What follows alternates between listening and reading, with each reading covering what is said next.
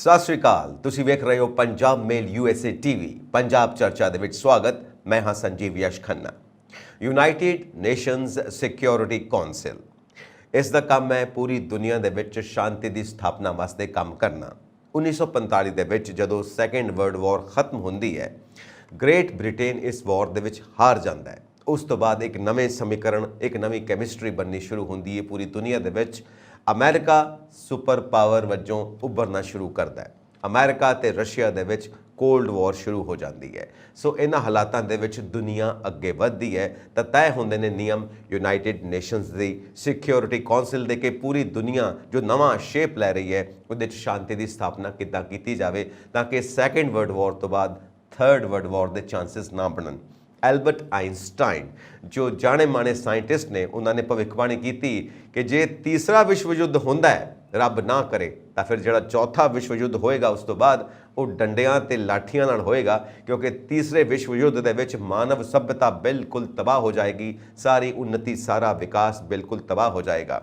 ਇਸ ਕਰਕੇ ਉਹਨਾਂ ਨੇ ਜ਼ੋਰ ਦਿੱਤਾ ਸੀ ਕਿ ਸਾਇੰਸ ਦੀ ਵਰਤੋਂ ਕਦੀ ਵੀ ਨਹੀਂ ਹੋਣੀ ਚਾਹੀਦੀ। ਮਿਲਟਰੀ ਵਾਰਫੇਅਰ ਦੇ ਵਿੱਚ, ਲੜਾਈਆਂ ਦੇ ਵਿੱਚ ਕਦੀ ਵੀ ਇੱਦਾਂ ਦੇ ਸ਼ਸਤਰ ਨਹੀਂ ਡਿਵੈਲਪ ਕਰਨੇ ਚਾਹੀਦੇ ਜਿਹੜੇ ਭਿਆਨਕ ਹੋਣ, ਮਾਨਵਤਾ ਨੂੰ ਇਸ ਧਰਤੀ ਤੋਂ ਖਤਮ ਕਰ ਦੇਣ। ਇਸ ਕਰਕੇ ਸਾਇੰਸ ਦੀ ਵਰਤੋਂ ਨਾ ਕਰੋ।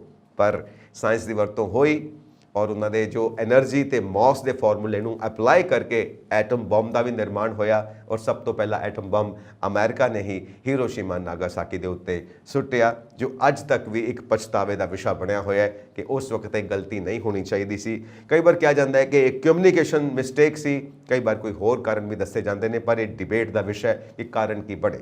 ਸੋ 1945 ਤੋਂ ਬਾਅਦ ਜੋ ਧਰਤੀ ਦੇ ਉੱਤੇ ਸਾਰੇ ਦੇਸ਼ਾਂ ਦੀ ਆਪਣੀ ਮੂਵਮੈਂਟਸ ਰਹੀਆਂ ਨੇ, ਉਹਦੇ ਉੱਤੇ ਯੂਨਾਈਟਿਡ ਨੇਸ਼ਨਸ ਸਿਕਿਉਰਿਟੀ ਕੌਂਸਲ ਦਾ ਪੂਰਾ ਦਬਦਬਾ ਵੀ ਰਿਹਾ, ਇਖਤਿਆਰ ਵੀ ਰਿਹਾ, ਪਰ ਕਿਤੇ ਨਾ ਕਿਤੇ ਵੀਟੋ ਪਾਵਰਸ ਦੀ ਗੇਮ ਨੇ ਇਹ ਸਾਰੇ ਸਮੀਕਰਨ, ਇਹ ਸਾਰੀ ਕੈਮਿਸਟਰੀ ਵਿਗਾੜ ਕੇ ਰੱਖ ਦਿੱਤੀ। ਸੋ ਭਾਰਤ ਹਮੇਸ਼ਾ ਇਸ ਗੱਲ ਦੇ ਪੱਖ ਵਿੱਚ ਰਿਹਾ ਕਿ ਦੁਨੀਆ ਦੇ ਵਿੱਚ ਸ਼ਾਂਤੀ ਹੋਣੀ ਚਾਹੀਦੀ ਹੈ, ਦੁਨੀਆ ਦੇ ਵਿੱਚ ਜੰਗਾਂ ਨਹੀਂ ਹੋਣੀਆਂ ਚਾਹੀਦੀਆਂ। ਔਰ ਜਿੰਨਾ ਪੈਸਾ ਜੰਗਾਂ ਦੇ ਉੱਤੇ ਖਰਚ ਹੁੰਦਾ ਹੈ, ਜੇ ਮਾਨਵਤਾ ਦੇ ਵਿਕਾਸ ਦੇ ਲਈ, ਭੁੱਖਮਰੀ ਨੂੰ ਦੂਰ ਕਰਨ ਲਈ, ਗਰੀਬੀ ਨੂੰ ਦੂਰ ਕਰਨ ਲਈ ਇਸਤੇਮਾਲ ਹੋਵੇ ਤਾਂ ਦੁਨੀਆ ਦਾ ਚਿਹਰਾ ਬਿਲਕੁਲ ਨਿਖਰ ਕੇ ਸਾਹਮਣੇ ਆਏਗਾ ਤੇ ਮਾਨਵਤਾ ਹੀ ਮਾਨਵਤਾ ਹਰ ਪਾਸੇ ਦਿਖਾਈ ਦੇਵੇਗੀ, ਕਿਉਂਕਿ ਪੂਰਾ ਵਿਸ਼ਵ ਇੱਕ ਪਰਿਵਾਰ ਹੈ। ਤਾਂ ਹੁਣ ਇਸ ਗੱਲ ਨੂੰ ਲੈ ਕੇ ਯੂਨਾਈਟਿਡ ਨੇਸ਼ਨਸ ਐਂਡ ਇੰਡੀਆ ਦੇ ਵਿੱਚ ਬੜੀ ਪਿਆਰੀ ਸਾਂਝੇਦਾਰੀ ਬਣੀ ਹੈ। ਰੀਸੈਂਟਲੀ ਜੋ ਵਿਜ਼ਿਟਸ ਹੋਈਆਂ ਨੇ ਉਹਦੇ ਵਿੱਚ ਵੀ ਇਹ ਗੱਲ ਸਾਹਮਣੇ ਆਈ ਹੈ। ਤਾਂ ਫਿਰ ਇਸ ਦਾ ਸਿੱਟਾ ਕੀ ਨਿਕਲਦਾ ਹੈ ਕਿ ਯੂਨਾਈਟਿਡ ਨੇਸ਼ਨਸ ਸਿਕਿਉਰਿਟੀ ਕੌਂਸਲ ਦੇ ਜਿਹੜੇ ਰੂਲਸ ਐਂਡ ਰੈਗੂਲੇਸ਼ਨਸ ਨੇ ਉਹਨਾਂ ਦੇ ਵਿੱਚ ਤਬਦੀਲੀਆਂ ਕੀਤੀਆਂ ਜਾਣ, ਬਦਲਾਅ ਕੀਤੇ ਜਾਣ, ਜੋ ਅੱਜ ਦੀ ਦੁਨੀਆ ਨੂੰ ਸੂਟ ਕਰਦੇ ਨੇ, ਜੋ ਅੱਜ ਦੀ ਦੁਨੀਆ ਦੇ ਵਿੱਚ ਸ਼ਾਂਤੀ ਸਥਾਪਿਤ ਕਰਨ ਵਾਸਤੇ ਹੋਣੇ ਚਾਹੀਦੇ ਨੇ, ਉਹ ਜ਼ਰੂਰੀ ਬਦਲਾਅ ਜ਼ਰੂਰ ਕੀਤੇ ਜਾਣ। ਪਰ ਕੁਝ ਮੁਲਕ ਅਜਿਹੇ ਨੇ ਜੋ ਇਹ ਬਦਲਾਅ ਨਹੀਂ ਚਾਹੁੰਦੇ, ਕਿਉਂਕਿ ਪੁਰਾਣੇ ਜੋ ਨਿਯਮ ਨੇ ਉਹਨਾਂ ਦੇ ਮੁਤਾਬਿਕ ਉਹਨਾਂ ਨੂੰ ਫਾਇਦਾ ਹੋ ਰਿਹਾ ਹੈ, ਇਸ ਕਰਕੇ ਉਹ ਬਦਲਾਅ ਹੋਣ ਨਹੀਂ ਦੇਣਾ ਚਾਹੁੰਦੇ। ਪਰ ਬਦਲਾਅ ਹੋਣੇ ਜ਼ਰੂਰੀ ਨੇ, ਕਿਉਂਕਿ ਅੱਜ ਅਸੀਂ ਦੇਖਦੇ ਹਾਂ ਕਿ ਯੂਰਪ ਦੇ ਵਿੱਚ ਵਾਰ ਚੱਲ ਰਹੀ ਹੈ, ਯੁੱਧ ਚੱਲ ਰਿਹਾ ਹੈ ਯੂਕਰੇਨ ਤੇ ਰਸ਼ੀਆ ਦਾ, ਤੇ ਏਸ਼ੀਆ ਦੇ ਵਿੱਚ ਕੋਲਡ ਵਾਰ ਚੱਲ ਰਹੀ ਹੈ ਜਿੱਥੇ ਚਾਈਨਾ ਵੀ ਆਉਂਦਾ ਹੈ, ਭਾਰਤ ਵੀ ਆਉਂਦਾ ਹੈ, ਔਰ ਤਮਾਮ ਮੁਲਕ ਆਉਂਦੇ ਨੇ ਜੋ ਵੈਪਨਸ ਬਣਾਉਣ ਲੱਗੇ ਹੋਏ ਨੇ। ਔਰ ਇਸ ਵਕਤ ਪਾਕਿਸਤਾਨ ਕੋਲ ਵੀ ਐਟਮ ਬੰਬਸ ਨੇ 171 ਦੇ ਕਰੀਬ, ਜੋ ਇੰਡੀਆ ਦੀ ਸੰਖਿਆ ਤੋਂ ਜ਼ਿਆਦਾ ਹੈ। ਔਰ ਇਹ ਸਾਰੀ ਸਮੀਕਰਨ ਬਣਦੇ ਪਏ ਨੇ ਜੀਓਪੋਲਿਟਿਕਸ ਦੇ। ਇਸ ਕਰਕੇ ਯੂਨਾਈਟਿਡ ਨੇਸ਼ਨ ਸਿਕਿਉਰਿਟੀ ਕੌਂਸਲ ਦੇ ਜਿਹੜੇ ਸਾਰੇ ਨਿਯਮ ਨੇ ਉਹਨਾਂ ਨੂੰ ਬਦਲਣਾ ਪਏਗਾ ਅੱਜ ਦੀ ਦੁਨੀਆ ਨੂੰ ਸ਼ਾਂਤੀ ਦੇ ਵੱਲ ਲਿਜਾਣ ਵਾਸਤੇ, ਆਉਣ ਵਾਲੀ ਪੀੜ੍ਹੀ ਨੂੰ ਸ਼ਾਂਤੀ ਦੇ ਵੱਲ ਲਿਜਾਉਣ ਵਾਸਤੇ। ਇਸ ਦੇ ਵਾਸਤੇ ਭਾਰਤ ਖਾਸ ਤੌਰ ਤੇ ਜ਼ੋਰ ਦੇ ਰਿਹਾ ਹੈ ਤੇ ਬਾਕੀ ਮੁਲਕਾਂ ਦੇ ਉੱਤੇ ਵੀ ਇਸ ਗੱਲ ਦੇ ਉੱਤੇ ਪ੍ਰਭਾਵ ਪਾ ਰਿਹਾ ਹੈ ਕਿ ਆਓ ਮਿਲ ਕੇ ਦੁਨੀਆ ਨੂੰ ਸ਼ਾਂਤੀ ਵੱਲ ਲੈ ਕੇ ਚੱਲੀਏ। ਤੇ ਹੁਣ ਆਪਾਂ ਚੱਲਦੇ ਹਾਂ ਆਪਣੇ ਭਾਰਤ ਦੇ ਵਿਸ਼ਿਆਂ ਦੇ ਉੱਤੇ, ਪੰਜਾਬ ਦੇ ਵਿਸ਼ਿਆਂ ਦੇ ਉੱਤੇ। ਮੇਰੇ ਨਾਲ ਸਟੂਡੀਓਜ਼ ਦੇ ਵਿੱਚ ਮੌਜੂਦ ਨੇ ਪੋਲੀਟੀਕਲ ਐਨਾਲਿਸਟ ਮਨਜੀਤ ਸਿੰਘ। ਸਵਾਗਤ ਹੈ ਮਨਜੀਤ ਜੀ ਤੁਹਾਡਾ ਪੰਜਾਬ ਚਰਚਾ ਦੇ ਵਿੱਚ। ਧੰਨਵਾਦ ਜੀ ਸੰਜੀਵ ਜਸ ਖੰਨਾ ਜੀ। ਮਨਜੀਤ ਜੀ, ਗੁੱਡ ਨਿਊਜ਼ ਆਉਣ ਵਾਲੀ ਹੈ, ਹੋ ਸਕਦਾ ਮਿਠਾਈ ਦਾ ਡੱਬਾ ਵੀ ਆ ਜਾਏ ਤਾਂ ਸਾਨੂੰ ਵਧਾਈਆਂ ਵੀ ਦੇਣੀਆਂ ਪੈਣ, ਕਿਉਂਕਿ ਹੈਡਲਾਈਨਸ ਕਹਿੰਦੀਆਂ ਨੇ ਕਿ happy days for divorced Shiromani Akali Dal and Bharatiya Janata Party alliance, remarriage on the cards. ਯਾਨੀ ਕਿ ਇਹ ਦੋਵਾਂ ਪਾਰਟੀਆਂ ਦਾ ਜਿਹੜਾ ਤਲਾਕ ਹੋਇਆ ਸੀ, ਹੁਣ ਇਹ ਪੁਨਰ ਵਿਆਹ ਹੋ ਸਕਦਾ, ਦੁਬਾਰਾ ਵਿਆਹ ਹੋ ਸਕਦਾ, ਕਿਉਂਕਿ ਜਦੋਂ ਕਿਸਾਨ ਅੰਦੋਲਨ ਹੋਇਆ ਤਾਂ ਦੋਵਾਂ ਦਾ ਗੱਠਜੋੜ ਖਤਮ ਹੋ ਗਿਆ। ਹੁਣ ਮੁੜ ਤੋਂ 2024 ਦੀਆਂ ਇਲੈਕਸ਼ਨਸ ਵਾਸਤੇ ਇਕੱਠੇ ਹੋਣ ਦੀ ਯੋਜਨਾਬੰਦੀ ਹੋ ਰਹੀ ਹੈ, ਉਹਨੂੰ ਰੀਮੈਰਿਜ ਕਹਿ ਰਿਹਾ ਇੱਕ ਨਿਊਜ਼ਪੇਪਰ ਕਿ ਇਹਨਾਂ ਦਾ ਡਿਵੋਰਸ ਹੋਇਆ ਸੀ। ਸੋ ਅਸੀਂ ਦੇਖਦੇ ਹਾਂ ਕਾਫੀ ਲੰਬਾ ਇਤਿਹਾਸ ਹੈ ਭਾਰਤੀ ਜਨਤਾ ਪਾਰਟੀ ਦਾ ਤੇ ਸ਼੍ਰੋਮਣੀ ਅਕਾਲੀ ਦਲ ਦਾ ਇੱਕ ਗੱਠਜੋੜ ਦਾ, ਤੇ ਬਾਦਲ ਸਾਹਿਬ ਤੋਂ ਲੈ ਕੇ ਹੁਣ ਤੱਕ ਵਾਜਪਾਈ ਸਾਹਿਬ ਵੀ ਬਾਦਲ ਸਾਹਿਬ ਦੇ ਬਹੁਤ ਨਜ਼ਦੀਕੀ ਦੋਸਤ ਰਹੇ ਨੇ। ਔਰ ਕਈ ਵਾਰ ਕਿਹਾ ਜਾਂਦਾ ਕਿ ਉਦੋਂ ਤੁਸੀਂ ਕਿਉਂ ਨੇ ਪੰਜਾਬ ਦੇ ਮਸਲੇ ਹੱਲ ਕੀਤੇ ਜਦੋਂ ਬੀਜੇਪੀ ਦੇ ਨਾਲ ਤੁਹਾਡੀ ਇੰਨੀ ਗੂੜੀ ਦੋਸਤੀ ਸੀ। ਸੋ तमाम ਤਰ੍ਹਾਂ ਦੇ ਕ੍ਰਿਟਿਸਿਜ਼ਮ ਵੀ ਮੌਜੂਦ ਨੇ। ਸੋ ਅੱਜ ਦੇ ਆਪਾਂ ਦੌਰ ਦੀ ਗੱਲ ਕਰੀਏ ਕਿ ਸਨ 2024 ਦੀਆਂ ਇਲੈਕਸ਼ਨਸ ਨੂੰ ਸਾਹਮਣੇ ਰੱਖ ਕੇ ਜੋ ਗੱਠਜੋੜ ਦੇ ਵਾਸਤੇ ਕਹਿੰਦੇ ਨੇ ਕਿ ਬੀਜੇਪੀ ਨੇ ਪਹਿਲ ਕੀਤੀ ਹੈ, ਹਾਲਾਂਕਿ ਕਈ ਲੋਕਲ ਨੇਤਾ ਜੋ ਪੰਜਾਬ ਦੇ ਨੇ ਉਹ ਇਸ ਦੇ ਉੱਤੇ ਇਤਰਾਜ਼ ਕਰ ਰਹੇ ਨੇ ਕਿ ਸਾਨੂੰ ਅਲਾਈਅੰਸ ਨਹੀਂ ਕਰਨੀ ਚਾਹੀਦੀ। ਪਰ ਦੇਖੋ ਹਾਈ ਕਮਾਂਡ ਕੀ ਕਹਿੰਦੀ ਆ, ਤੇ ਹਰਸਿਮਰਤ ਬਾਦਲ ਮੁੜ ਤੋਂ ਬੀਜੇਪੀ ਦੇ ਵਿੱਚ ਆ ਸਕਦੇ ਨੇ ਤੇ ਸੁਖਬੀਰ ਬਾਦਲ ਦੇ ਵੀ ਚਾਂਸਸ ਨੇ। ਸੋ ਇਹ ਕੀ ਸਾਰਾ ਸਿਨੈਰੀਓ ਬਣਦਾ ਪਿਆ, ਕਿਉਂਕਿ ਅਸੀਂ ਪਹਿਲਾਂ ਵੀ ਦੇਖ ਚੁੱਕੇ ਹਾਂ ਸੁਨੀਲ ਜਾਖੜ ਜਾ ਚੁੱਕੇ ਨੇ ਕਾਂਗਰਸ ਤੋਂ ਤੇ ਸੂਬਾ ਪ੍ਰਧਾਨ ਬਣ ਚੁੱਕੇ ਨੇ ਬੀਜੇਪੀ ਦੇ, ਕਿਉਂਕਿ ਬੀਜੇਪੀ ਉਹਨਾਂ ਨੇ ਬਹੁਤ ਪਹਿਲਾਂ ਜੁਆਇਨ ਕਰ ਲਈ ਸੀ। ਤੇ ਕੈਪਟਨ ਸਾਹਿਬ ਵੀ ਆਪਣੀ ਪੰਜਾਬ ਲੋਕ ਕਾਂਗਰਸ ਨੂੰ ਲੈ ਕੇ ਮਰਜ ਹੋ ਚੁੱਕੇ ਨੇ ਬੀਜੇਪੀ ਦੇ ਵਿੱਚ। ਸੋ ਬੀਜੇਪੀ ਕੀ ਕਹਿੰਦੀ ਹੈ, ਕਿਹੜੀ ਗੇਮ ਖੇਡਣ ਲੱਗੀ ਹੈ ਤੇ ਸ਼੍ਰੋਮਣੀ ਅਕਾਲੀ ਦਲ ਕਿੱਦਾਂ ਉਹਨਾਂ ਦੇ ਨਾਲ ਗੱਠਜੋੜ ਦੁਬਾਰਾ ਕਰੇਗਾ? ਮਨਜੀਤ ਜੀ। ਸੰਜੀਵ ਜੀ, ਆਪਾਂ ਜਿਹੜੇ ਇੱਕ ਖਾਸ ਕੈਟੇਗਰੀ ਦੇ ਬੰਦੇ ਆ ਉਹ ਅਜੇ ਵੀ ਅਸੀਂ ਇਸ ਮੋਡ ਦੇ ਵਿੱਚ ਸੋਚ ਰਹੇ ਹਾਂ ਕਿ ਦੇਸ਼ ਦੇ ਵਿੱਚ ਕੁਝ ਪਾਰਟੀਆਂ ਆ, ਦੇਸ਼ ਦੇ ਵਿੱਚ ਕੁਝ ਸੰਵਿਧਾਨ ਹੈ, ਪਾਰਟੀਆਂ ਦੇ ਪ੍ਰੋਗਰਾਮ ਹੈ, ਉਹਨਾਂ ਦਾ ਕਾਡਰ ਆ, ਉਹਨਾਂ ਦਾ ਇੱਕ ਸਟਰਕਚਰ ਹੈਗਾ, ਔਰ ਉਹ ਜਿਹੜਾ ਪ੍ਰੋਗਰਾਮ ਆ ਉਹ ਇਲੈਕਸ਼ਨ ਕਮਿਸ਼ਨ ਨੂੰ ਦਿੱਤਾ ਜਾਂਦਾ ਔਰ ਉਹਨਾਂ ਦੇ ਬੇਸ ਤੇ ਉਹਨਾਂ ਨੂੰ ਰਿਕੋਗਨੀਸ਼ਨ ਪਾਰਟੀਆਂ ਨੂੰ ਮਿਲਦੀ ਹੈ। ਤੇ ਸਾਡਾ ਇੱਕ ਉਸ ਕਿਸਮ ਦਾ 19-1 ਦੇ ਫਰਕ ਦੇ ਨਾਲ ਦੇਸ਼ ਦੀ ਰਾਜਨੀਤੀ ਚੱਲ ਰਹੀ ਹੈ ਜੀ। ਅਸਲੀਅਤ ਇਹ ਤੋਂ ਬਿਲਕੁਲ ਉਲਟ ਹੋ ਚੁੱਕੀ ਹੈ। ਪਾਰਟੀਆਂ ਕਿਸੇ ਕਿਸਮ ਇੱਕ ਪਾਰਟੀਆਂ ਅਸਲ ਮਾਨਿਆਂ ਦੇ ਵਿੱਚ ਕਾਡਰ ਵਿਹੂਣਾ ਹੋ ਚੁੱਕੀਆਂ। ਕਾਡਰ ਤੇ ਕੋਈ ਭਰੋਸਾ ਨਹੀਂ, ਨਾ ਉਹਨਾਂ ਨੂੰ ਕੋਈ ਪੁੱਛਦਾ। ਪਾਰਟੀਆਂ ਇੱਕ ਟੈਗ ਸਿੰਪਲੀ, ਜਿਸ ਤਰੀਕੇ ਨਾਲ ਕਿਸੇ ਦੀ ਫਰੈਂਚਾਈਜ਼ ਹੁੰਦੀ ਆ, ਇਲੈਕਸ਼ਨ ਸਿੰਬਲ ਚਾਹੀਦਾ, ਉੱਥੋਂ ਤੱਕ ਰਿਡਿਊਸ ਹੋ ਕੇ ਰਹਿ ਗਈਆਂ। ਪਾਰਟੀਆਂ ਦੇ ਅੰਦਰ ਕਿਸੇ ਕਿਸਮ ਦੀ ਡੈਮੋਕ੍ਰੇਸੀ ਨਹੀਂ, ਕਿਸੇ ਕਾਡਰ ਦੀ ਕੋਈ ਆਵਾਜ਼ ਨਹੀਂ, ਕੋਈ ਚੀਕਾਂ ਮਾਰਦਾ, ਕੋਈ ਮਾਰਦਾ। ਜਿਹੜੇ ਇਮਾਨਦਾਰ ਬੰਦੇ ਆ ਪਾਰਟੀਆਂ ਦੇ ਅੰਦਰ, ਜਾਂ ਤੇ ਉਹ ਘਰੇ ਬੈਠ ਗਏ ਆ ਥੱਕ ਟੁੱਟ ਕੇ, ਜਾਂ ਉਹ ਬਾਹਰ ਚਲੇ ਜਾਂਦੇ ਆ, ਕੋਸ਼ਿਸ਼ਾਂ ਕਰਦੇ ਰਹਿੰਦੇ ਆ। ਇਹ ਨਿਰਾਸ਼ ਹੋਇਆ ਬਹੁਤ ਜ਼ਿਆਦਾ। ਤੇ ਅਸਲੀਅਤ ਇਹ ਹੈ ਕਿ ਇਸ ਵੇਲੇ ਜਿਹੜੀ ਸਾਡੀ ਪੋਲਿਟਿਕਸ ਹੈ ਉਹ ਸਿਰਫ ਤੇ ਸਿਰਫ ਜੋ ਸਾਡੇ ਲੀਡਰ ਆ ਉਹਨਾਂ ਨੇ ਸੱਤਾ 'ਚ ਕਿਵੇਂ ਆਉਣਾ ਤੇ ਆਉਣ ਤੋਂ ਬਾਅਦ ਸੱਤਾ ਕਿਵੇਂ ਵਧਾਉਣੀ, ਉਹ ਉੱਪਰ ਹੀ ਉੱਪਰ ਸੌਦੇ ਹੁੰਦੇ ਆ। ਵੋਟਾਂ ਤੇ ਇਸ ਕਰਕੇ ਪਾਉਣੀਆਂ ਪੈਂਦੀਆਂ ਕਿ ਦੁਨੀਆ ਨੂੰ ਦੱਸਣਾ ਪੈਂਦਾ ਕਿ ਇਹ ਸਾਰੀ ਦੁਨੀਆ ਦੀ ਸਭ ਤੋਂ ਵੱਡੀ ਡੈਮੋਕ੍ਰੇਸੀ ਆ, ਲੋਕਤੰਤਰਕ ਪ੍ਰਣਾਲੀ ਹੈਗੀ, ਉਹ ਦੱਸਣ ਲਈ। ਅਦਰਵਾਈਜ਼ ਉਹ ਵੋਟਾਂ ਦਾ ਅਰਥ ਕੋਈ ਰਿਹਾ ਨਹੀਂ। ਜੇ ਨਾ ਵੀ ਪਾਉਣਗੇ ਤੇ ਫਿਰ ਵੀ ਉਹਨਾਂ ਬੰਦਿਆਂ ਨੇ ਆਉਣਾ। ਕੌਣ ਬੰਦੇ ਨਵੇਂ ਆਉਣਗੇ? ਉਹੀ ਆਉਣੇ ਆ। ਤੇ ਤੁਸੀਂ ਵੋਟਾਂ ਦਾ ਤਮਾਸ਼ਾ ਕਰਦੇ ਕਿਉਂ ਆ? ਉਹ ਸਿਰਫ ਇਸੇ ਕਰਕੇ ਕਿ ਉਹ ਇੱਕ ਸੰਵਿਧਾਨ ਆ, ਤੇ ਜੇ ਫਿਰ ਰੌਲਾ ਜ਼ਿਆਦਾ ਪੈ ਜਾਊਗਾ, ਫਿਰ ਮੋਦੀ ਜੀ ਬਾਹਰ ਜਾ ਕੇ ਕਿਵੇਂ ਕਹਿਣਗੇ ਕਿ ਸਾਡੇ ਤੇ ਬਹੁਤ ਹੀ ਵਧੀਆ ਤੇ ਬੜੀ ਪਾਵਰਫੁਲ ਡੈਮੋਕ੍ਰੇਸੀ ਹੈ ਜਿੱਥੋਂ ਸਾਰੀ ਦੁਨੀਆ ਨੂੰ ਸਿੱਖਣਾ ਚਾਹੀਦਾ। ਅਸਲੀਅਤ ਇਹ ਆ, ਮੈਂ ਹੁਣੇ ਇੱਕ ਆਰਟੀਕਲ ਇੱਕ ਸੀਨੀਅਰ ਜਰਨਲਿਸਟ ਦਾ ਟ੍ਰਿਬਿਊਨ 'ਚ ਆਇਆ, ਜੋ ਮੈਂ ਕੱਲ ਬੋਲ ਕੇ ਹਟਿਆ ਸੀ, ਉਹਨੇ ਸਾਰੀ ਗੱਲ ਉਹਦੇ 'ਚ ਅੱਜ ਲਿਖੀ ਹੋਈ ਹੈ, ਜਿਵੇਂ ਮੇਰੀ ਸੁਣ ਕੇ ਲਿਖਤੀ ਹੋਵੇ। ਸੰਜੀਵ ਜੀ, ਮੈਂ ਕਹਿ ਇਹ ਰਿਹਾ ਕਿ ਇਸ ਵੇਲੇ who runs the shot, who calls the shot, ਇਹ ਜਿਹੜੇ ਸ਼ਾਟ ਹੈ ਜਿਹੜਾ ਕਿਵੇਂ, ਕੀ, ਕਿੱਥੇ, ਕਿੰਨਾ, ਕਦੋਂ ਹੋਣਾ ਚਾਹੀਦਾ, ਇਹ ਜਿਹੜੀਆਂ ਗੱਲਾਂ ਦੇ ਫੈਸਲੇ ਉਹ ਪੋਲੀਟੀਕਲ ਬੰਦੇ ਨਹੀਂ ਕਰਦੇ। ਪੋਲੀਟੀਕਲ ਬੰਦਿਆਂ ਨੂੰ ਵੱਡੇ ਪੱਧਰ ਤੇ 2 ਨੰਬਰੀ ਪੈਸਾ ਚਾਹੀਦਾ। ਮੈਂ ਆਉਂਗਾ, ਮੈਂ ਆ ਰਿਹਾ, ਸੁਖਬੀਰ ਬਾਦਲ ਹੋਣਾ ਤੇ ਆ ਰਿਹਾ। ਮੈਂ ਪਹਿਲਾਂ ਜਿਹੜਾ ਤੁਸੀਂ ਡਾਈਵੋਰਸ ਦਾ ਪੇਚਾ ਪਾਇਆ ਤੇ ਫਿਰ ਰੀਮੈਰਿਜ ਦਾ ਕਾਰਡ ਦੇ ਦਿੱਤਾ ਲੋਕਾਂ ਨੂੰ, ਉਹਦਾ ਮੈਂ ਬੈਕਗਰਾਉਂਡ ਦੱਸੂਗਾ ਤੇ ਫਿਰ ਆਪਾਂ ਨੂੰ ਉਹ ਮੈਰਿਜ ਕਿਹੋ ਜਿਹੀ ਹੈ ਸਮਝ ਪੈ ਜੂਗੀ। ਮੈਂ ਇਸ ਕਰਕੇ ਕਰ ਰਿਹਾ ਗੱਲ। ਹਾਂਜੀ। ਉਸ ਲਈ ਉਹ ਜਿਹੜੇ ਉਹ ਪਿੱਛੇ ਦੱਸਣ ਵਾਲੇ ਜਿਹੜੇ ਫੰਡਿੰਗ ਕਰ ਰਹੇ ਆ ਇਹਨਾਂ ਨੂੰ, ਉਹ ਫੈਸਲਾ ਕਰਦੇ ਆ ਕਿ ਕਿਹੜੀ ਪਾਰਟੀ ਨੂੰ ਅੱਗੇ ਲਿਆਉਣਾ, ਕਿਹੜੇ ਲੀਡਰ ਨੂੰ ਅੱਗੇ ਲਿਆਉਣਾ, ਕਿਹੜਾ ਲੀਡਰ ਉਹਨਾਂ ਨੂੰ ਵੱਡੇ ਫਾਇਦੇ ਇਨ ਟਰਮਸ ਆਫ, ਜਿਹਨੂੰ ਕਰੋਨੀ ਕੈਪੀਟਲਿਜ਼ਮ ਕਹਿੰਦੇ ਆ, ਜਾਂ ਜਿਹੜੇ ਕਾਰਪੋਰੇਟ ਬਿਲਕੁਲ ਸੱਤਾ ਦੇ ਨੇੜੇ ਆ, ਜੋ ਮਰਜ਼ੀ ਬਿਨਾਂ ਕਿਸੇ ਕਾਇਦਾ ਕਾਨੂੰਨ ਤੇ ਜਿੰਨਾ ਮਰਜ਼ੀ ਆਪਣਾ ਸਰਮਾਇਆ ਵਧਾਈ ਜਾਣ, ਸਰਕਾਰੀ ਖਜ਼ਾਨੇ ਨੂੰ ਵੀ ਚੂਨਾ ਲਾਈ ਜਾਣ, ਸਰਕਾਰੀ ਪਬਲਿਕ ਸੈਕਟਰ ਨੂੰ ਵੀ ਚੂਨਾ ਲਾਈ ਜਾਣ, ਤੇ ਜਨਤਾ ਨੂੰ ਤੇ ਜਨਤਾ ਤੇ ਉਹਨਾਂ ਲਈ ਐਗਜ਼ਿਸਟ ਹੀ ਨਹੀਂ ਕਰਦੀ, ਉਹਨਾਂ ਲਈ ਤੇ ਪੈਸਾ ਹੀ ਐਗਜ਼ਿਸਟ ਕਰਦਾ।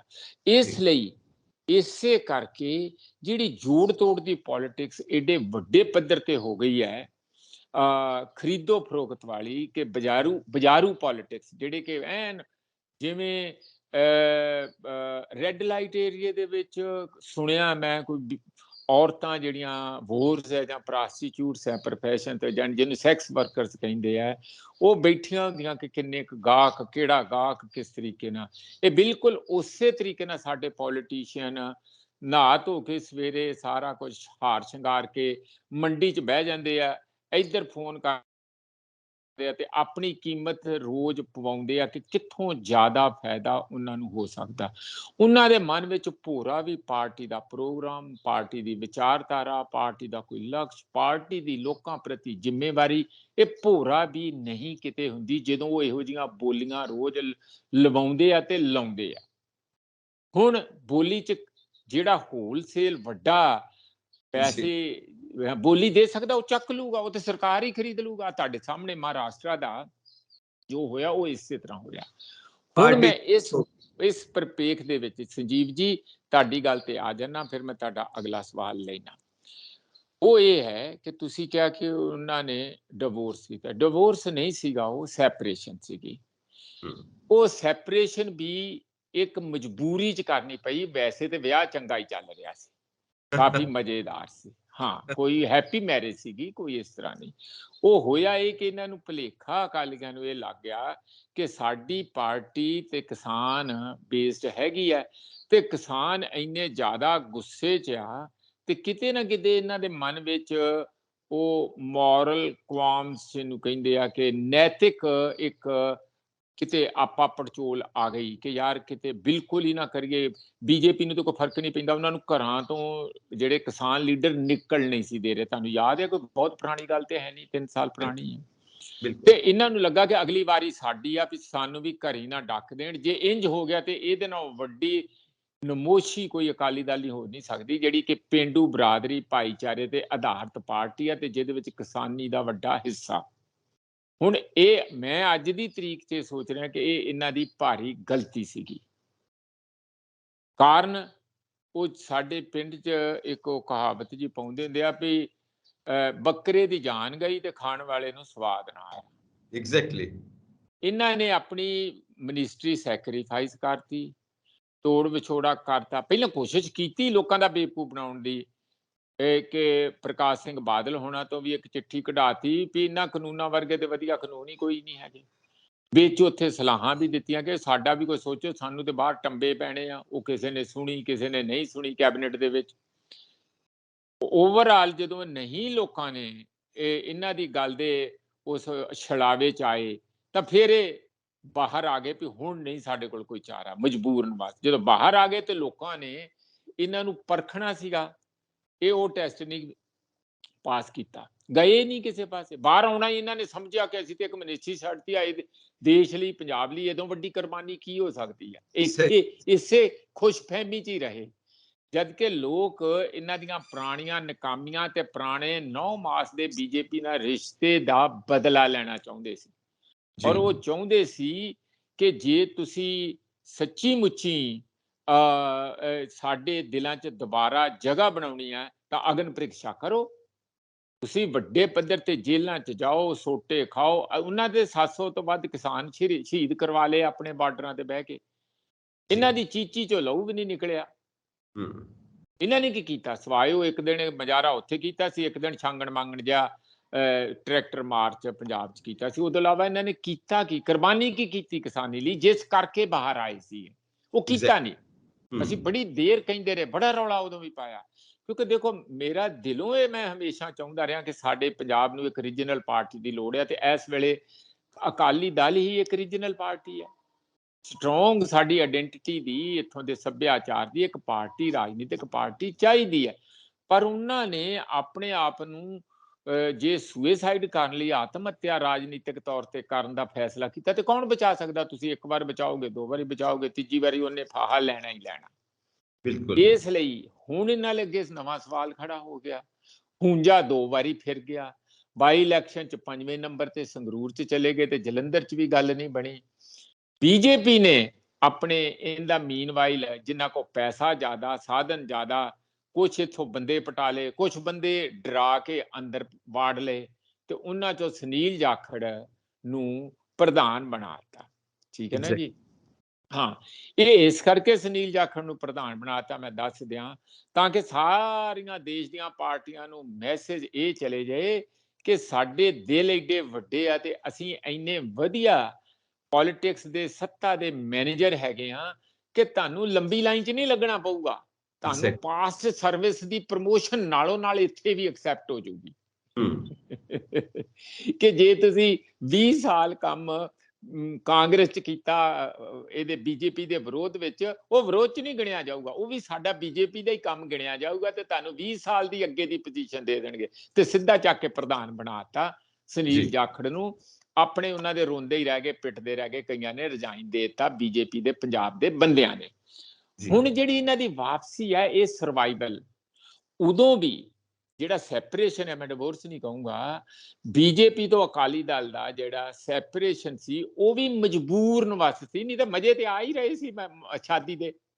ਜੀ ਜੀ ਜੀ ਜੀ ਸ਼ਾਦੀ ਦੇ ਜਸ਼ਨ ਚੱਲ ਹੀ ਰਹੇ ਸੀ, ਉਹਦੀ ਕੋਈ ਦਿੱਕਤ ਨਹੀਂ ਸੀ। ਇਹ ਤੇ ਲੋਕਾਂ ਨੇ ਦਿੱਕਤ ਖੜੀ ਕਰਤੀ ਤੇ ਉਹਨਾਂ ਨੂੰ ਭੁਲੇਖਾ ਪਾਤਾ ਵੀ ਸ਼ਾਇਦ ਤੁਹਾਨੂੰ ਇਹੋ ਜਿਹਾ ਫਾਇਦਾ ਹੋ ਜੂ। ਹੁਣ ਘੁੰਮ ਘਮਾ ਕੇ ਲੱਗਦਾ ਇਹ ਕਾਫੀ ਹੱਦ ਤੱਕ ਸਾਫ਼ ਹੋ ਰਿਹਾ। ਅੱਜ ਵੀ ਮੀਟਿੰਗ ਆ, ਕੱਲ ਵੀ ਕੋਰ ਕਮੇਟੀ ਦੀ ਮੀਟਿੰਗ ਸੀ, ਜ਼ਿਲ੍ਹਿਆਂ ਦੀਆਂ ਮੀਟਿੰਗਾਂ 'ਚ ਵੀ ਪਾਰਟੀ ਨੂੰ ਕਨਵਿੰਸ ਕਰਨ ਲੱਗੇ ਹੋਇਆ ਕਿ ਜੇ ਤੁਸੀਂ ਹੁਣ ਆਉਣ ਵਾਲੇ ਸਮੇਂ 'ਚ ਆਪਣਾ ਬਚਾਅ ਕਰਨਾ, ਹੋਂਦ ਦਾ ਬਚਾਅ ਕਰਨਾ, ਤਾਂ ਫਿਰ ਤੁਹਾਨੂੰ ਇਹ ਜ਼ਰੂਰੀ ਆ ਕਿ ਇੱਕ ਵਾਰੀ ਦੁਬਾਰਾ ਆਪਣੀ ਬੋਗੀ ਜਿਹੜੀ ਆ ਉਹ ਮੋਦੀ ਦੇ ਇੰਜਣ ਪਿੱਛੇ ਜੋੜ ਲਓ ਤੇ ਉਹ ਛੁੱਕ ਛੁੱਕ ਕਰਕੇ ਸਾਨੂੰ ਕਿਸੇ ਸਟੇਸ਼ਨ ਤੇ ਲਿਜਾ ਸਕਦਾ। ਨਹੀਂ ਤੇ ਹਾਲਤ ਇਹ ਅਕਾਲੀ ਦਲ ਨੇ ਆਪਣੀ ਕਰ ਲਈ ਹੈ, ਨਾ ਉਧਰ ਦੇ ਨਾ ਉਧਰ ਦੇ, ਕਿ ਜਿੰਨੇ ਕੇ ਚਾਰ ਬਚੇ ਆ ਸ਼ਾਇਦ ਉਹ ਵੀ ਗੁੱਠੇ ਲੱਗ ਜਾਣ। ਉਹਨਾਂ ਦੀ ਇੱਕ ਬਚਾਅ ਦੀ ਹੋਂਦ ਦੀ ਲੜਾਈ ਵਿੱਚੋਂ ਦੁਬਾਰਾ ਜਿਹੜੇ ਸ਼ਾਦੀ ਦੇ ਕਾਰਡ ਵੰਡੇ ਜਾ ਰਹੇ। ਇੱਕ ਤਾਂ ਇਹਨਾਂ ਨੂੰ ਵਰਕਆਊਟ ਕਰਨਾ ਪਏਗਾ ਜੋ ਸੀਟਾਂ ਦਾ ਫਾਰਮੂਲਾ ਹੈ, ਕਿਉਂਕਿ ਅਕਾਲੀ ਦਲ ਦੀ ਪਕੜ ਜ਼ਿਆਦਾ ਪਿੰਡਾਂ ਦੇ ਵਿੱਚ ਹੈ ਤੇ ਬੀਜੇਪੀ ਦੀ ਪਕੜ ਜ਼ਿਆਦਾ ਅਰਬਨ ਏਰੀਆ ਦੇ ਵਿੱਚ ਹੈ, ਸ਼ਹਿਰੀ ਇਲਾਕਿਆਂ ਦੇ ਵਿੱਚ ਹੈ। ਤਾਂ ਇਸ ਚੀਜ਼ ਦੇ ਉੱਤੇ ਇਹਨਾਂ ਨੂੰ ਖਾਸ ਵਰਕਆਊਟ ਕਰਨਾ ਪਏਗਾ ਔਰ ਵਾਕਈ ਕਿਹਨੂੰ ਕਿਹੜੀ ਪੋਜੀਸ਼ਨ ਦੇਣੀ ਹੈ ਇਹ ਵਰਕਆਊਟ ਕਰਨਾ ਪਏਗਾ ਔਰ ਕਿਹੜਾ ਫੇਸ ਹੋਏਗਾ ਜੋ ਪੰਜਾਬ ਨੂੰ ਰਿਪਰੈਜ਼ੈਂਟ ਕਰੇਗਾ। ਹੋ ਸਕਦਾ ਦਲਿਤ ਫੇਸ, ਹੋ ਸਕਦਾ ਹੈ ਸਿੱਖ ਫੇਸ, ਇਹ ਵੀ ਸਾਰੇ ਫਾਰਮੂਲੇ ਵਰਕਆਊਟ ਕਰਨੇ ਪੈਣਗੇ। ਦੂਜੀ ਤੁਸੀਂ ਗੱਲ ਕੀਤੀ ਹੈ ਵਿੱਚ ਮਹਾਰਾਸ਼ਟਰ ਦੀ, ਮੇਰਾ ਖਿਆਲ ਹੈ ਭਾਰਤ ਦੀ ਡੈਮੋਕ੍ਰੇਸੀ ਦੇ ਵਿੱਚ ਹੀ ਪਾਲਿਸੀ ਹੈ ਜਾਂ ਪੋਸੀਬਲ ਹੈ ਕਿ ਪਾਰਟੀ ਚੋਰੀ ਹੋ ਜਾਂਦੀ ਹੈ। ਚਲੋ ਪਾਰਟੀ ਚੋਰੀ ਹੋ ਗਈ ਤਾਂ ਮੈਨੂੰ ਕਿਸੇ ਨੇ ਨਾ ਕਾਫੀ ਸਾਲ ਪਹਿਲਾਂ ਪੁੱਛਿਆ ਸੀ, ਕਹਿੰਦਾ ਜਿਹੜੀ ਇਹ ਰਾਜਨੀਤੀ ਹੈ ਇਹ ਚੈਸ ਦੀ ਗੇਮ ਹੈ, ਸ਼ਤਰੰਜ ਦੀ ਖੇਲ ਹੈ, ਤੁਹਾਨੂੰ ਸ਼ਤਰੰਜ ਆਉਂਦੀ? ਮੈਂ ਕਿਹਾ ਨਹੀਂ ਜੀ, ਮੈਂ ਤਾਂ ਹਜੇ ਤੱਕ ਲੂਡੋ ਤੱਕ ਹੀ ਪਹੁੰਚਿਆ, ਚੈਸ ਤੱਕ ਤੇ ਮੈਂ ਪਹੁੰਚਿਆ ਨਹੀਂ। ਇਹ ਚੈਸ ਕੀ ਹੈ, ਇਹ ਸ਼ਤਰੰਜ ਕੀ ਹੈ ਜਿਹੜੀ ਪਾਰਟੀ ਚੋਰੀ ਹੋ ਗਈ? ਕਿਉਂਕਿ ਅਸੀਂ ਦੇਖਦੇ ਹਾਂ ਰਾਜਨੀਤੀ ਦੇ ਵਿੱਚ ਇੱਕ ਕਲਟ ਹੈ, ਇੱਕ ਫੈਮਿਲੀ ਦਾ ਦਬਦਬਾ ਹੈ। ਅਸੀਂ ਸ਼੍ਰੋਮਣੀ ਅਕਾਲੀ ਦਲ ਦੀ ਗੱਲ ਕਰਦੇ ਹਾਂ ਕਿ ਸਾਡੀ ਇਹ ਸੂਬੇ ਦੀ ਪਾਰਟੀ ਹੈ, ਓਰੀਜਨਲ ਪਾਰਟੀ ਹੈ, ਪਰ ਇਹਦੇ ਵਿੱਚ ਵੀ ਇੱਕ ਪਰਿਵਾਰ ਦਾ ਦਬਦਬਾ ਹੈ, ਬਾਦਲ ਪਰਿਵਾਰ ਦਾ।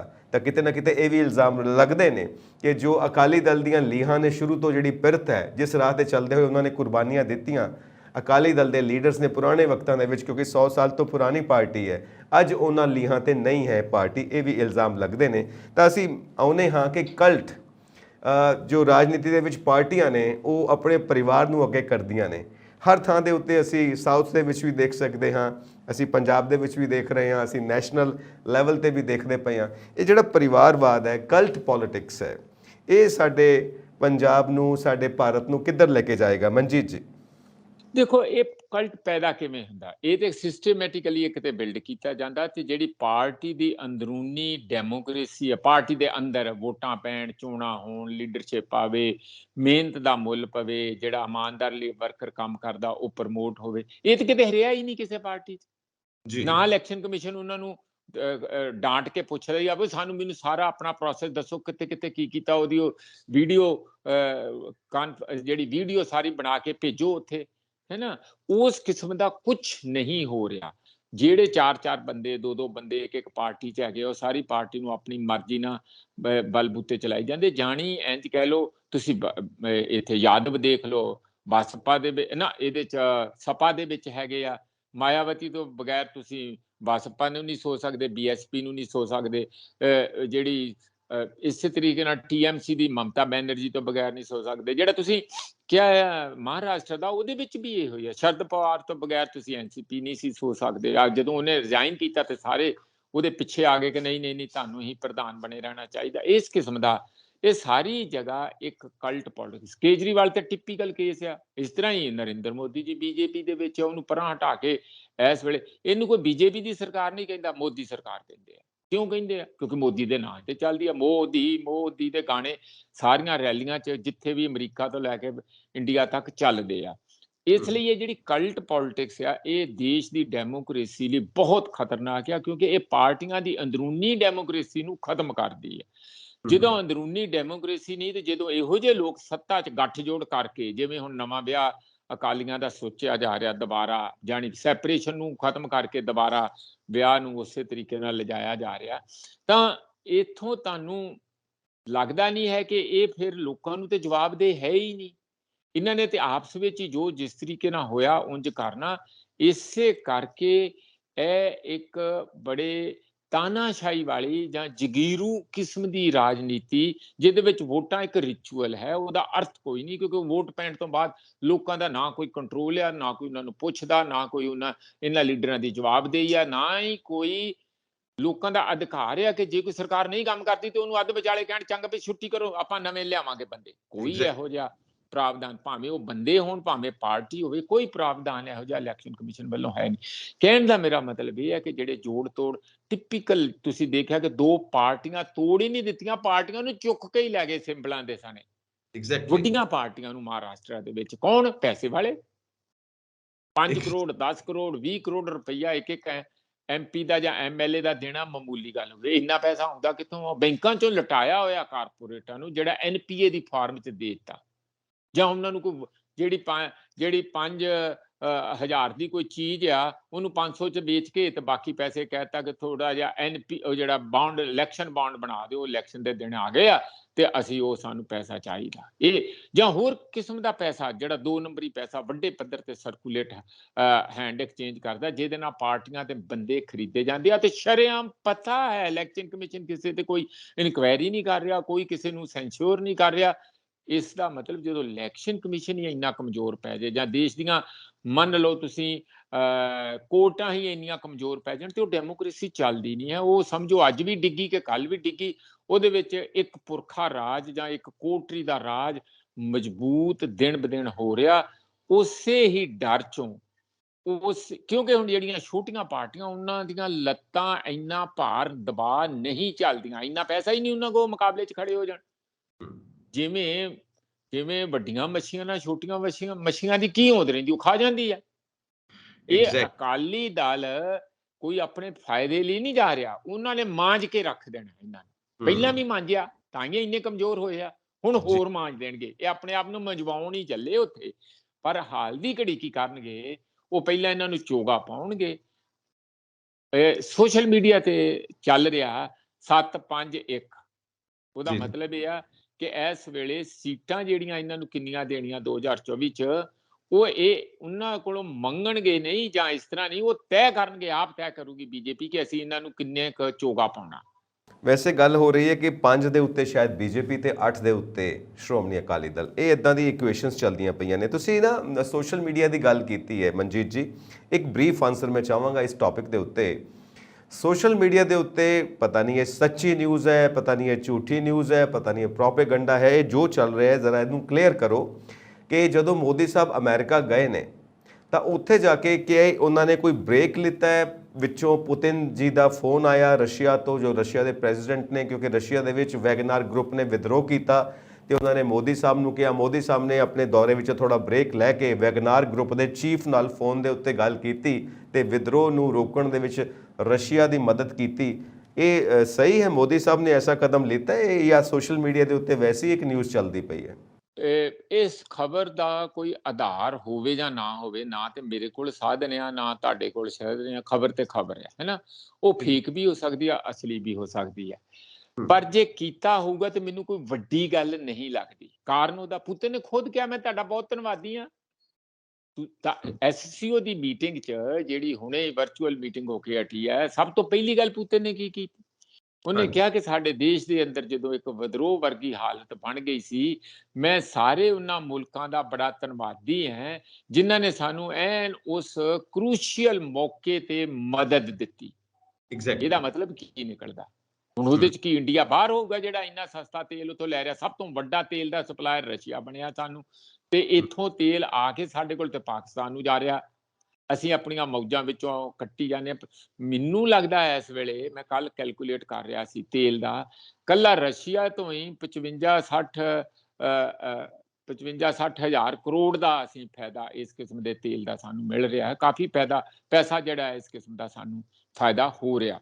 ਤੇ ਕਹਿਣ ਦਾ ਮਤਲਬ ਮੇਰਾ ਇਹ ਹੈਗਾ ਆ ਜਸ ਖੰਨਾ ਜੀ, ਇਹ ਜਿਹੜਾ ਤੁਸੀਂ ਸਵਾਲ ਖੜਾ ਕੀਤਾ ਹੈ, ਇਹ ਕੋਈ ਬਹੁਤ ਵੱਡੀ ਗੱਲ ਨਹੀਂ। ਮੈਨੂੰ ਲੱਗਦਾ ਹੋਰਨਾਂ ਮੁਲਕਾਂ ਨੇ ਵੀ ਤੁਰੰਤ, ਹੋ ਸਕਦਾ ਚੀਨ ਨੇ, ਹੋ ਸਕਦਾ ਪਾਕਿਸਤਾਨ ਨੇ ਕਹਿਤਾ ਹੋਵੇ ਕਿ ਡਰੀ ਨਾ, ਅਸੀਂ ਤੇ ਇੱਥੇ ਖੜੇ, ਸੈਂਟਰਲ ਏਸ਼ੀਅਨ ਕੰਟਰੀਜ਼ ਨੇ ਵੀ ਕਹਿਤਾ ਹੋਵੇ। ਇਹ ਤਾਈਏ ਪੁਤਨ ਨੇ ਬੜਾ ਪਬਲਿਕਲੀ ਇਹਨਾਂ ਸਾਰਿਆਂ ਆਪਣੇ ਮਿੱਤਰ ਐਸਸੀਓ ਕੰਟਰੀਜ਼ ਦਾ ਧੰਨਵਾਦ ਵੀ ਕੀਤਾ। ਜੀ ਮਨਜੀਤ ਜੀ, ਬਹੁਤ ਬਹੁਤ ਸ਼ੁਕਰੀਆ, ਤੁਸੀਂ ਇਹਨਾਂ ਵਿਸ਼ਿਆਂ ਦੇ ਉੱਤੇ ਸਾਨੂੰ ਐਨਲਾਈਟਨ ਕੀਤਾ। ਅਸੀਂ ਹੋਰ ਵਿਸ਼ੇ ਲੈ ਕੇ ਤੁਹਾਡੇ ਤੱਕ ਪਹੁੰਚ ਕਰਦੇ ਰਹਾਂਗੇ। Thank you so much Manjeet ji. ਬਹੁਤ ਬਹੁਤ ਸ਼ੁਕਰੀਆ। ਅਸੀਂ ਆਪਣੇ ਦਰਸ਼ਕਾਂ ਨੂੰ ਗੁਜ਼ਾਰਿਸ਼ ਕਰਦੇ ਹਾਂ, ਆਪਣੇ ਵਿਚਾਰ ਸਾਨੂੰ ਇਨਬਾਕਸ ਕਰੋ। ਸਾਡਾ ਚੈਨਲ ਪੰਜਾਬ ਮੇਲ USA TV ਸਬਸਕ੍ਰਾਈਬ ਕਰੋ। ਸਤਿ ਸ਼੍ਰੀ ਅਕਾਲ।